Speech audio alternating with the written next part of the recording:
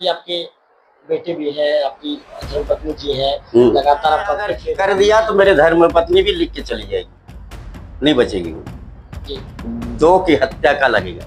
जी, सब परेशान किया जा रहा है। बहुत परेशानी, जी, मानसिक शारीरिक, उसमें शरीर भी। 3 सालों में आपने क्या अधिकारियों के दफ्तर के चक्कर काटे शर्मा जी? अधिकारियों के पास जाकर गुहार आपने गुहार लगाई? डीओ को तो इतना गुहार लगाया हूँ, अगर उनका पन्ना खोलूंगा तो मुश्किल हो जाएगा।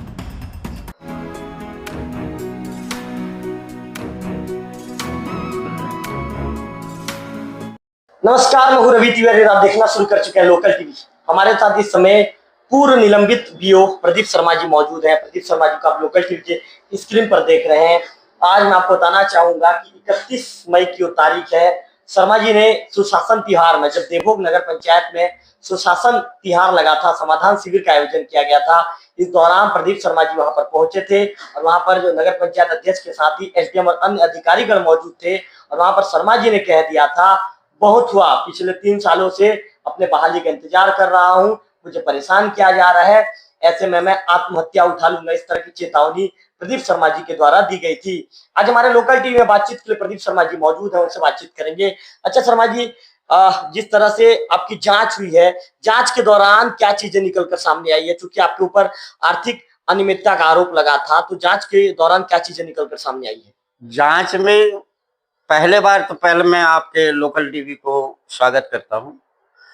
और जांच में जो है, पहली जांच हुई तो मेरे को क्लीन चिट दिया गया। उसी मामले में दोबारा जांच हुई चौरसिया तत्कालीन कलेक्टर द्वारा, अभी रिटायर्ड भी हो चुके हो।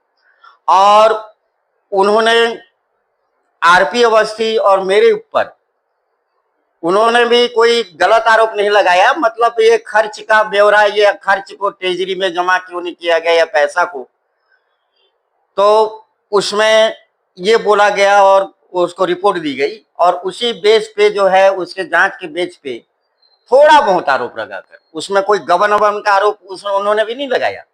फिर भी मेरे को 6/9/2022 को निलंबित किया गया। अब निलंबित किया गया, मेरा सोचना था, मैं सचिव महोदय के पास भी गया, अब अवर सचिव के पास, और उनसे रिक्वेस्ट भी किया, आवेदन भी दिया। आवेदन का कोई सुनवाई नहीं हुआ। और पुनः मैं उसी कागजात को लेके गया कोर्ट में, और जांच अधिकारी उनके द्वारा नियुक्ति भी की गई, जिसमें संयुक्त संचालक महोदय जांच किए। और जांच में कुछ भी नहीं पाया गया, जीरो। मतलब न वित्तीय अनियमितता हुआ है, अनियमितता, और न ही किसी प्रकार का गबन है।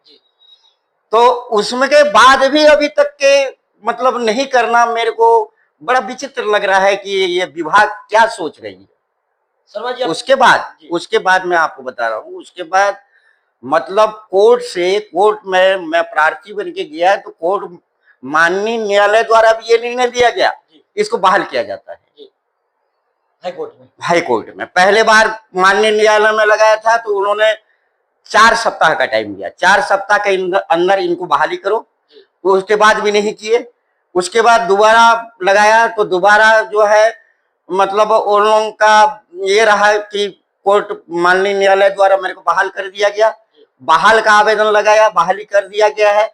उसके बाद उन लोगों के द्वारा, विभाग के द्वारा अपील की गई मेरे विरुद्ध। कहाँ अपील की गई? वही न्यायालय में, डबल बेंच में लगाया गया। और डबल बेंच में लगाने के बाद डबल बेंच का ये निर्णय था, ठीक है भाई, आप जांच वांच नहीं की हो तो जांच वांच करने का आपको समय दे दिया जाता है, और समय लेके 2 महीने के अंदर आप इसको बहाल करो।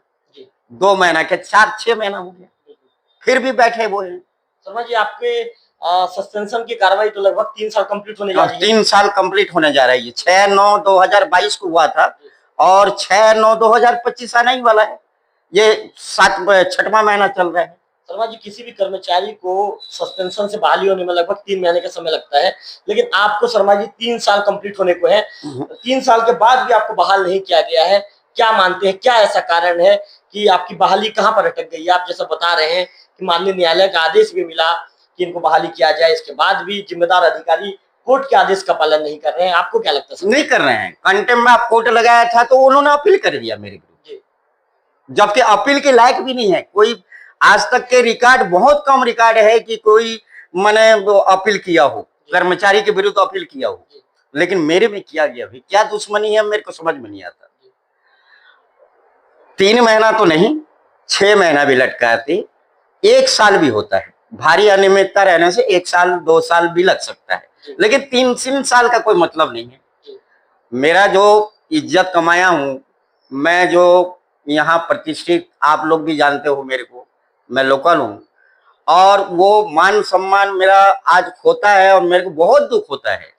लोगों के द्वारा ये पूछा जाता है, जैसे आप ही को संदेह होगा कि भाई 3-3 साल तक, जबकि 3 महीने में होने वाला काम 3 साल तक क्यों जा रहा है, तो ये संदेह होगा ही लोगों को। और मेरे को भी बैठे बैठे ठीक नहीं लग रहा है, बैठ के खाना ठीक नहीं लग रहा है, और हाफ वेतन भी दिया जा रहा है, जबकि 3 महीना कंप्लीट होने के बाद उसको 75% में आवेदन भी दिया हूँ। हाँ बिल्कुल दिया हूँ, संयुक्त संचालक को दिया हूँ, बीओ को संयुक्त संचालक के सामने दिया हूँ, और संयुक्त संचालक महोदय ने उसको संचालक महोदय के पास भेजा है। उसके बाद आवेदन, पावती है मेरे पास, सब पावती है, बीओ का पावती है, संयुक्त संचालक का पावती है। शर्मा जी, मानसिक रूप से आपको परेशान किया जा रहा है? बहुत परेशानी, मानसिक शारीरिक, उसमें शरीर भी बिगड़ता है मेरे को। अप डाउन में कई बार मैं जांच के दौरान जो है कई बार बुलाया गया, जांच किया गया, 0 में वो भी लटक गया, मतलब उसमें कुछ भी नहीं निकला, फालतू बकवास टाइप का था। और मेरे कई न्यायालय जाने में मेरे को कई खर्च भी, मेरे को आर्थिक तंगी भी हुई, इधर वेतन भी हाफ कर दिया गया। नहीं, अब कब मिलेगा वो बहाल होने के बाद। तो मैं तंग आ चुका हूँ, और मैं समाधान शिविर में जो ये था उसके बारे में अभी कुछ नहीं कर सकता। मैं 31 तारीख तक लाइन दिया था, 31 तारीख तक डेट निश्चित किया था, लेकिन अभी तक के भी कार्रवाई नहीं हुआ है, कुछ भी कार्रवाई नहीं हुआ है। एक थोड़ा सा खबर आई है। और शर्मा जी, आप भावुक मत होइए, आपसे निवेदन है मेरा। बिल्कुल शर्मा जी, मैं समझ सकता हूँ पल को लेकर आप कितने चिंतित हैं, परेशान हैं, लेकिन आप भावुक मत होइए शर्मा जी। भावुक होने वाली बात है ना। आप बताइए, आपको कोई काम वाला आदमी को अगर आप बिठा के जैसे भी करो, अच्छा लगेगा क्या उसको? मतलब मैं रिटायर्ड मस्त तो होऊंगा, 1 साल रिटायरमेंट बाकी है मेरा, 1 वर्ष फिक्स है। तो 1 वर्ष फिक्स, 1 वर्ष से बना वृद्ध व्यक्ति को इस प्रकार परेशान करना शासन द्वारा मेरे को समझ में आना मुश्किल है। क्यों किया जा रहा है, जबकि कुछ भी नहीं है, कुछ भी नहीं है। उसका तो जांच होगा, अच्छे से जांच किया जाए तो। और मेरे को इतना प्रताड़ना का केस लग सकता है, बहुत प्रताड़ित किया जा रहा है, जिसके बारे में मैं कुछ जानता भी नहीं, जिस खाते के बारे में मतलब है भी नहीं, कुछ है भी नहीं उसमें। शिक्षा कर्मियों का खाता था, और किसी के द्वारा जो है शिक्षा कर्मियों के बारे में, शिक्षा कर्मी के भड़काने में, एरिया से लेने के चक्कर में जो है वो भड़काया गया, और उसमें रिपोर्ट किया गया, और अपर संचालक के द्वारा दबाव डाल के अपर कलेक्टर के द्वारा जांच कराई गई। वो जांच की प्रति भी मेरे को नहीं दी गई, और उस कॉपी किसकी शिकायत है उसकी कॉपी भी मेरे को नहीं मिला। शिकायत क्या क्या था उसको मालूम होना चाहिए। मतलब महोदय, आपको शिकायत भी नहीं पता कि नहीं पता नहीं, किस शिकायत के आधार पर आपको सस्पेंड किया गया? उसमें लिखा है जो मैं दूसरे से प्राप्त किया हूँ, वो भी जहां जांच हुआ वहां से मेरे को नहीं मिला। जहां जांच हुई उसमें महोदय किन चीजों का जिक्र है? उसमें प्रदीप शर्मा ने अपने खाता में, बीओ में अपने खाता में पैसा डाला है, लिखा है। मेरा व्यक्तिगत खाता है क्या? मेरे प्रदीप शर्मा के नाम से कोई पैसा जमा है क्या? वो तो विकासखंड शिक्षा अधिकारी के नाम से खाता है, तो उसमें व्यक्तिगत खाता लिखता है, ये कोई बात है? और उसको जांच हो रही है। शर्मा जी, आपने 31 मई तक की टाइमलाइन दी थी जी, आज 31 मई को 5:14 हो चुके हैं, और लोकल टीवी आपका इंटरव्यू कर रहा है, क्या कहना चाहेंगे शर्मा जी? अभी तो मैं कुछ बता नहीं सकता, सैटरडे संडे 2 दिन और पड़ जा रहा है, ऑफिस का छुट्टी है। अब उसके बाद वैसे भी मैं कहा था कि 1 तारीख के बाद कभी भी मैं ये कदम उठा सकता हूँ, ऐसा मैं बोला था समाधान शिविर में। और 1 तारीख भी आया नहीं है, और शनिवार रविवार हो गया, फिर देख लेता हूँ। अभी तो कुछ नहीं कर सकता मैं, देख लेता हूँ क्या कार्रवाई हो रहा है। कुछ तो कार्रवाई होगा, अगर माननीय मुख्यमंत्री महोदय द्वारा संज्ञान लिया जाएगा तो मेरे ख्याल से, मेरे विचार से, अगर उनके द्वारा समीक्षा की जाएगी तो ये बात जरूर उठेगी। और ठीक है, घर वाले भी थोड़ा मेरे पीछे पीछे लगे हुए हैं, थोड़ा ये कहीं आत्महत्या न कर ले बोल के, तो घर वाले भी लगे हुए हैं। घर वाले क्या कह रहे हैं शर्मा जी? घर वाले मेरे पीछे पीछे हैं, जी। छोड़ नहीं रहे, जी। बाहर निकलना नहीं दे रहे हैं। जी। तो ये थोड़ा देखना पड़ रहा है, और कितना दिन मैं इंतजार कर लूंगा अभी। शर्मा जी, आपके बेटे भी है, आपकी धर्मपत्नी जी है, लगातार आपका अपडेट ले रहे हैं। मैं अगर कर दिया तो मेरे धर्मपत्नी भी लिख के चली जाएगी, नहीं बचेगी वो जी। 2 की हत्या का लगेगा जी। दोनों जाएंगे अपन। जी। पत्नी भी ये कह रहे, पत्नी का भी कहना है। तो शर्मा जी, आपकी धर्मपत्नी आपको घर में समझाती नहीं है क्या? बहुत समझाती, बहुत समझाती है जी। और रोती भी है। क्या बातचीत होती है शर्मा जी आप लोगों के बीच में? हाँ, वो बातचीत पति पत्नी का चलता है। शर्मा जी, मैंने ये पूछा शर्मा जी, इस मैटर को लेकर क्या बातचीत होती है, मैंने पूछा। इस मैटर को लेके बस आपको क्या चिंता है, ये वो है, दुनिया भर का बोलती रहती है। और मैं जो है, मैं अपना वचन को निभाता जरूर हूँ, मेरा ऐसा कोई ये नहीं रहता, डराने धमकाने वाला हिसाब नहीं रहता, मेरा निश्चित रहता है। शर्मा जी, आपके क्या जो शुभचिंतक हैं, आपके दोस्त यार हैं, सब समझाते हैं, सब समझाते हैं, आप लोगों के द्वारा भी समझाया जाता है ऐसा कदम मत उठाओ बोल के, लेकिन मैं बाध्य हूँ ना, थोड़ा सा बाध्य हूँ। शर्मा जी, लोकल टीवी भी आपसे निवेदन करता है कि आप इस तरह का कदम ना उठाएं। शर्मा जी, मानता हूँ मैं, एक कदम बहुत सोचनीय कदम है, बाकी मैं हताश हो चुका हूँ, विभाग द्वारा मुझे हताश कर दिया गया है और बहुत दुखी कर दिया है मेरे को। मतलब देखिए क्या है, जांच हुई, जांच में इतना मेहनत किया, गवाह साक्षी सब लिया गया मेरे द्वारा, जो जांच में क्लीन चिट दिए थे उनको तक बुलाया गया था जी। और वो उन्होंने वही कहा कि हमारे द्वारा जांच की गई और क्लीन चिट दिया गया। उसके बाद भी जांच में उन लोग 0 निकाल पाए, कुछ भी नहीं निकला जी। उसका पावती भी है मेरे पास। शर्मा जी, प्रशासन से किसी ने आपसे संपर्क करने का प्रयास किया? प्रशासन से संपर्क मतलब एक धरसीवा बीओ है, उन्होंने मेरे को आश्वासन दिया है कितने दिन का जी। हो जाएगा बोल के। उन्होंने क्यों आपको आश्वासन दिया है? उन्होंने क्यों आपको आश्वासन दिया धरसीवा बीओ ने? वो उनका नाम भी मेरा नाम है ना, उनका नाम भी। हाँ, मतलब वो व्यक्तिगत तौर पे आपके साथ अच्छे संबंध है उनके? हाँ, मैंने अच्छा संबंध, मतलब ऐसी ठीक है। शासन प्रशासन की तरफ से कोई किसी भी तरह कोई लेटर या कोई किसी अधिकारी ने बातचीत? नहीं, अभी आज पुलिस कार्यालय कंट्रोल रूम से फोन आया था जी। और उन्होंने वो जो भी हो बात की, बहुत अच्छे ढंग से बात की जी। बोले कि समझाए कि भाई ऐसा कदम मत उठाइए आप, आपका काम जरूर हो जाएगा, ऊपर वाला है और आप प्रताड़ित हैं वास्तव में, और आपका ये क्यों कदम उठाओगे, ऐसा बोल के बोला। तो उनको भी बोला मैं देख लेता हूँ और 1 आध सप्ताह। शर्मा जी, 3 सालों में आपने क्या अधिकारियों के दफ्तर के चक्कर काटे? शर्मा जी, अधिकारियों के पास जाकर आपने गुहार लगाई? बहुत गुहार लगाई है, डीओ को तो इतना गुहार लगाया हूँ, अगर उनका पन्ना खोलूंगा तो मुश्किल हो जाएगा, और ये सब मैं लिखित रूप में छोड़ के जाऊंगा मैं डीओ को। बहुत क्या, अभी के जो डीओ है सारस्वत चेंज हो गए डीओ, निषाद सर थे तो निषाद सर अच्छा ही कर रहे थे, और इन्होंने आके बिना देखे जांच किया है और लिख के भेज दी है जी। मेरे को ये पता चला है जी। और मैं उसको सूचना के अधिकार के तहत मांगने पर भी नहीं दे रहे जी। 3 बार मांग चुका उनसे जी। कि आपने क्या लिख के भेजा, ये सूचना के अधिकार के तहत प्रदान करें, तो वो प्रक्रियाधीन है बताते हैं। आपने मतलब सूचना का अधिकार?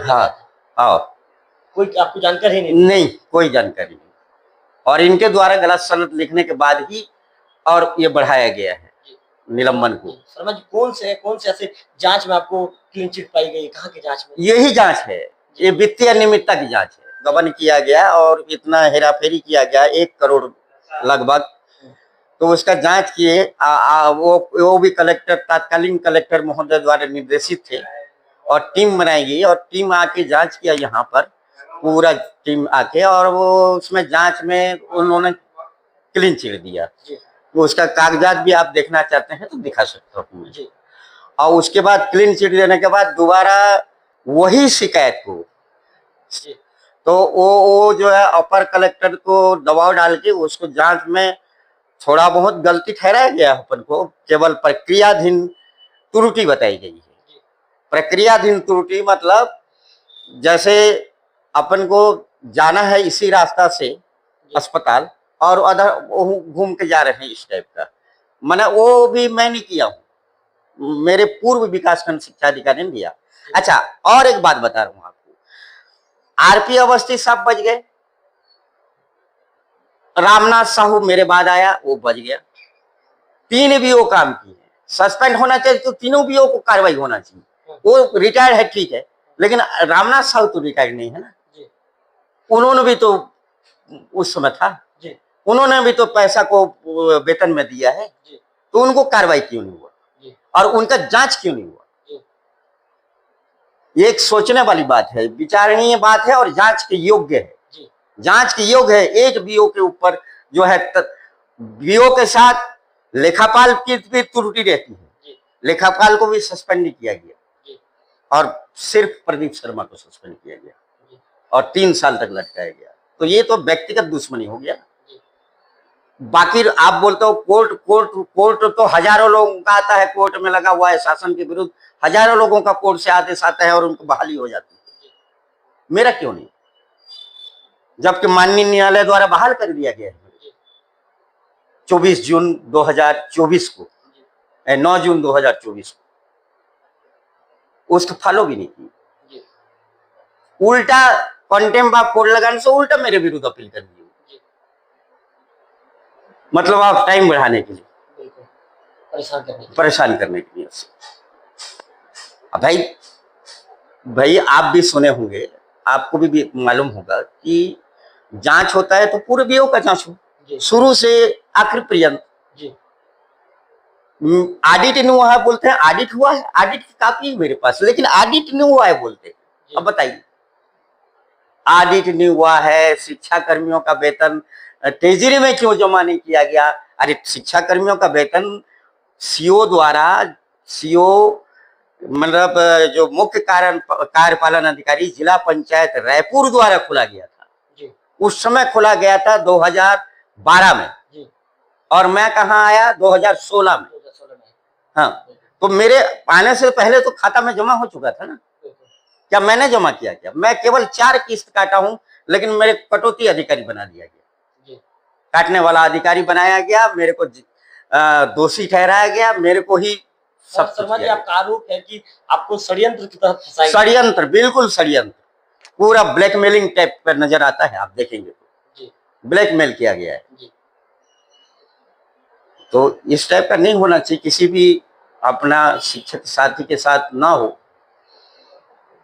मतलब मैं भी एक शिक्षक हूँ, मैं भी कन्याशाला में था, आप लोग को भी मालूम है, मैं एक प्रतिष्ठित व्यक्ति हूँ, प्रतिष्ठित आदमी हूँ, शिक्षक हूँ, अच्छा शिक्षक हूँ, मैथमेटिक्स का टीचर हूँ, और उसके बाद मेरे को इस प्रकार का जो है प्रताड़ित किया जाना मेरे को न्याय संगत नहीं लगता भी। और मैंने कोई अपराध नहीं किया है, कभी भी अपराध नहीं किया है। तो और जांच, अगर जांच नहीं होता आज जांच कर रहे हैं, संतुष्ट नहीं है, लेकिन संभागीय संचालक द्वारा जांच किया गया, 0 में आया, कोई वित्तीय अनियमितता नहीं और कोई गबन नहीं, कुछ नहीं। इसके बाद भी आज भी आपकी जो आज तक के भी वो मैंने नहीं फर्क पड़ रहा है, लटकी हुई है, लटकी अधर में लटकी। तो आप जो पूर्व निलंबित भी है प्रदीप शर्मा जी को सुन जाते हैं, उन्होंने कहा है कि मैंने किसी तरह का कोई अपराध नहीं किया है। जब जहां पर जब जो जांच की जानी थी, जांच के दौरान मुझे क्लियरिटी मिल गई है, किसी तरह का कोई आरोप सिद्ध नहीं हुआ है, तो आखिर मुझे क्यों इतना परेशान किया जा रहा है, क्यों इतना प्रताड़ित किया जा रहा है? शर्मा जी ने कहा है कि मैंने सुशासन तिहाड़ के समाधान शिविर में जो देवभोग में लगाया गया था, वहां पर एक टाइमलाइन दी थी कि 31 मई तक मैं आपके बाद ही कदम उठा लूंगा। तो मेरा कदम क्या होगा इसके विषय में तो मैं नहीं कह सकता। लेकिन उनका कहना है कि यदि आने वाले दिनों में मैं इस तरह का कदम उठाता हूँ तो मेरे साथ साथ मेरी धर्मी पत्नी भी इस तरह का कदम उठा लेगी। उनका इस तरह की बातें लोकल टीवी से बातचीत के दौरान उन्होंने कही है। कैमरा पर्सन विक्की के साथ रविकांत तिवारी, लोकल टीवी, देवभोग।